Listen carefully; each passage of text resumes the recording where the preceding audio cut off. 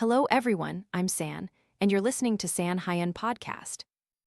Today's episode is a very special one. It's the third installment of our Growing Up series. In the first part of Growing Up, I discuss self-awareness, and in the second, self-learning. Today, for me, this is an incredibly essential and important topic that I definitely want to share more about with you: finding self-esteem. Each of us grows up in different circumstances, and I'm sure you all have your own unique stories. No matter what has happened in the past, San still wants you to recognize your own worth, appreciate yourselves, and have self-esteem. Self-esteem greatly impacts many aspects of our lives because it's how we perceive our own value. I've shared quite a few podcast episodes and videos aimed at helping us raise our self-worth, but at the heart of it all is self-respect, and that's the degree to which you truly value yourselves. And today, let's talk more about this topic. Let's get back to today's topic, self-esteem. Why do I want to bring up this topic in the Growing Up series? Because as we mature, step by step, we build our self-worth, and gradually we come to realize the importance of nurturing self-esteem. When we believe more in our own value, it feels like we can achieve anything. You might be curious about how to cultivate self-esteem, right? Well, first, we need to assess its current level. Is our self-esteem too high or too low? The truth is, anything in excess isn't good. If your self-esteem is too high, it can bring quite a few obstacles into your life. Sometimes, you might think you're better than everyone else, leading to attitudes and behaviors that aren't appropriate in social settings. We put ourselves first, and sometimes, we even look down on those around us. Naturally, this can lead to not listening to others' opinions or wanting to improve ourselves because we believe we're already too good. That's a weakness. Conversely, if you have excessively low self-esteem, it can truly make you feel exhausted and pained, especially in relationships. It often feels like you lack the courage to do what you truly want. You constantly feel inadequate, not good enough, and deeply insecure about yourself. You're often easily dismissed, mocked, or bullied by others. It's as if you're always the one clinging to love, begging others to stay in your life. You always feel unloved or undeserving of love. Even when someone dislikes you, you blame yourself, thinking you're not good enough. And of course, you constantly worry about everything that happens in life because you lack the belief that you deserve a good life. Honestly, when I encounter cases like this, it makes me incredibly sad. So sad, and I know I absolutely have to do something. I need to share something. So, what should we do now? What daily habits should we adopt to nurture our self-esteem? San believes the first and most crucial thing is not to let external circumstances, situations, or your childhood become a big problem to blame. This might seem difficult because we often perceive our self-worth based on what we've experienced. Sometimes you might think, because I grew up in an unhappy family, or I've encountered bad boys, or I was treated poorly, I have no value. I was bullied because I was weak or incompetent. Or you might think, I grew up in an underprivileged family, so what right do I have to make choices? I want you to let go of these thoughts. Maybe not immediately, but over time, you can improve by separating yourself from the past. You need to focus on your current life, and if you don't like your current life, then strive for change.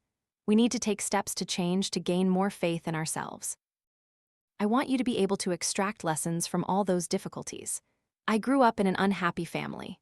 Yes, that's true, but precisely because of that, I recognized the kind of man I shouldn't marry. And thanks to that image, I realized the importance of a happy family, and I'm confident I'll find the right person if I know how to choose and have my own standards. I grew up in an underprivileged family. That only makes me appreciate money more than ever. Starting from scratch makes me admire myself even more. All the hardships I've been through, even the people who hurt me, I thank them because all of it made me stronger. And you see, if you can overcome even such difficulties, then you must value and love yourself even more, truly deeply. And another thought San believes we need to cultivate within ourselves is the all or nothing mentality. This can apply to many things in life. This mindset will help you make more suitable and worthy decisions and choices. When you have self-esteem, you'll make yes or no decisions regarding relationships in your life or your life goals. So this all or nothing principle helps you prioritize in life. Let me give you a concrete example. Your goal is to study abroad, and you know it's a wonderful path for your development.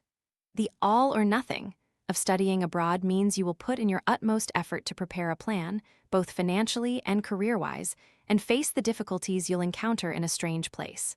But you're 100% or 90% ready for it. At least you're ready. Otherwise, you drop the idea completely. An all or nothing approach helps you focus on your goal so you can give it your all. The all or nothing also applies to relationships. If you don't respect me, I don't need you. Or you're absolutely sure about me, or we're nothing. This will help you avoid wasting time on ambiguous situationships or more than friends, less than lovers scenarios. Only people who are unsure about you will keep you around meeting up, dating, even kissing, but still saying, "You're not my girlfriend, we're not in a relationship." And usually, those who are unsure about you don't have as much affection as you think. They keep you close, texting you now and then, just to ensure you're still their prey. If you have an all or nothing mindset, either you have it or you don't, it's all or nothing. You won't waste time with guys who enjoy casual fun but don't want to invest in a relationship or in a girl he truly loves. Actually, nothing here doesn't mean you have to cut ties or criticize and hate people. Nothing here means not caring, not caring. Like if you have a friend and you know they're talking bad about you behind your back, clearly that's not a good friend, right?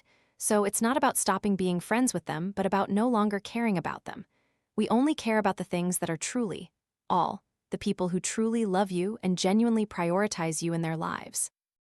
If you're still in relationships where you feel disrespected, that's when you should turn your back and walk away. You shouldn't care about or invest in those relationships for another day.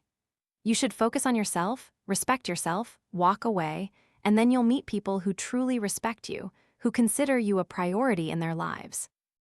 I sincerely hope you meet people who cherish you, because when you are treated with such respect and love, you won't waste time with people who are indifferent or constantly cold towards you.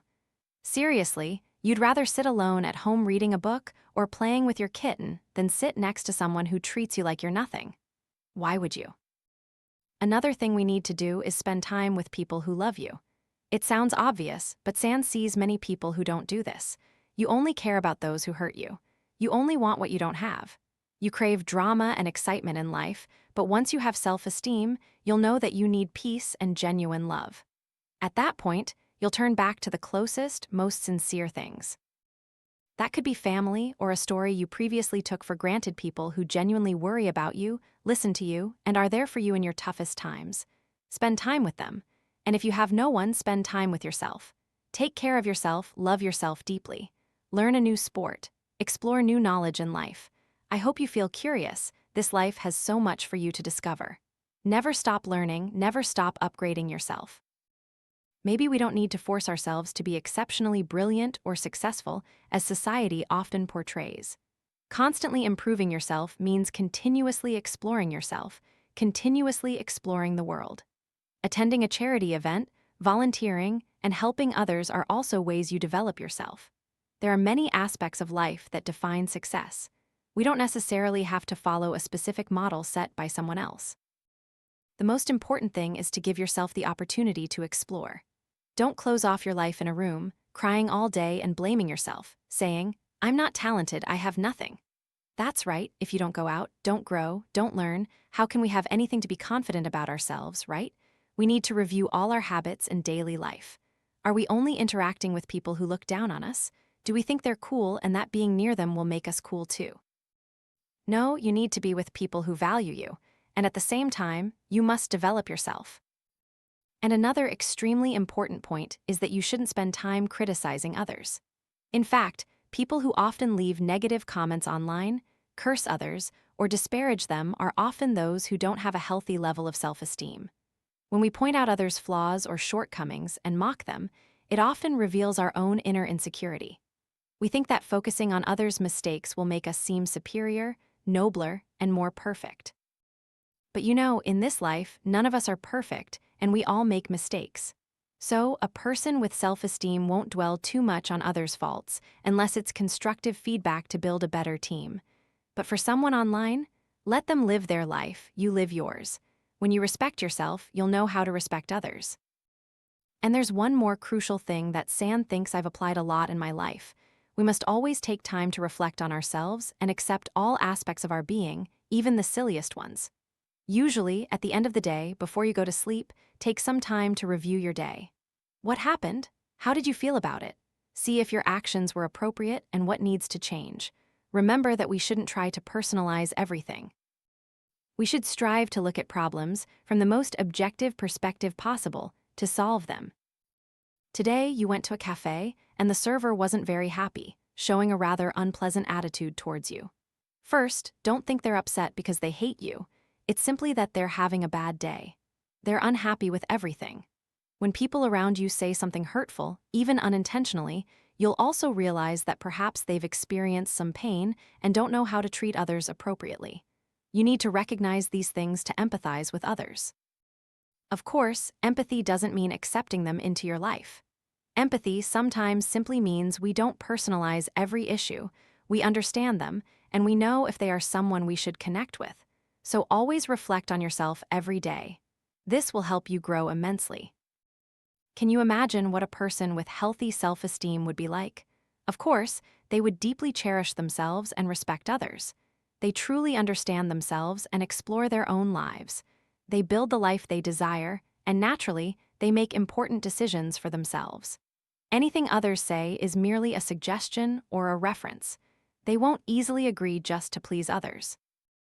Another important aspect is that they are realistic. They aren't overly delusional about themselves or underestimate themselves. A person with self-esteem focuses on solving life's problems rather than digging them up and making a big deal out of them. And of course, they easily form mutually respectful and loving relationships, whether with friends, partners, or family.